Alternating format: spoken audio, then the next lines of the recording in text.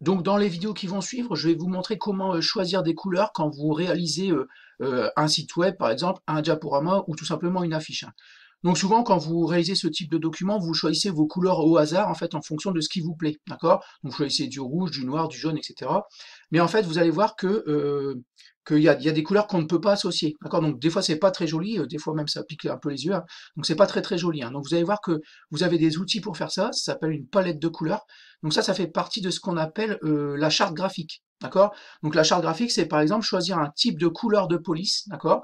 Et mettre cette couleur-là sur tout le document. Donc si vous avez par exemple un diaporama qui fait, ou dans lequel il y a 10 diapos, pour la police, vous appliquerez toujours la même couleur, d'accord? Pareil pour l'arrière-plan, si vous choisissez une couleur, en fait, pour toutes les diapos du diaporama, vous choisirez toujours la même couleur, d'accord? Donc ça fait partie de ce qu'on appelle la charte graphique. Donc voilà, le but de l'exercice, c'est de choisir en fait une couleur pour le texte, une couleur pour l'arrière-plan, une couleur pour les dessins, etc., etc. Et de garder en fait ces mêmes couleurs en fait là pour tout le document. Donc c'est ce qu'on appelle encore une fois la charte graphique, hein. Donc ça fait partie de la charte graphique.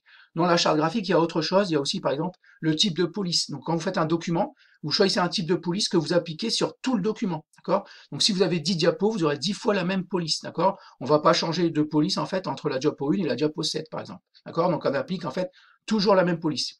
Donc voilà le but des vidéos qui vont suivre. Donc je vais vous montrer en fait qu'on peut utiliser facilement des outils pour choisir des couleurs qui vont ensemble. Ça s'appelle une palette de couleurs, donc je vous en ai sélectionné quelques-uns, hein. Donc je vous en ai sélectionné deux, hein. Donc ici, donc, vous avez pour choisir des couleurs harmonieuses, donc qui vont ensemble. Moi, alors il y en a plein, hein. Quand vous allez dans un moteur de recherche tel que Google par exemple, vous tapez simplement palette de couleurs site web, d'accord? Et vous allez tomber en fait sur plein d'outils qui vont vous aider à choisir des couleurs qui vont ensemble, d'accord? Donc 4 ou 5 couleurs que vous pourrez utiliser ensemble dans un même document qui vont ensemble en fait, qui sont harmonieuses, qui sont jolies. Donc là, je vous ai mis deux sites en fait. Je vous ai mis le premier qui s'appelle palettedecouleurs.net. Donc ça, vous pouvez faire une petite pause dans la vidéo pour le taper dans Google Chrome par exemple.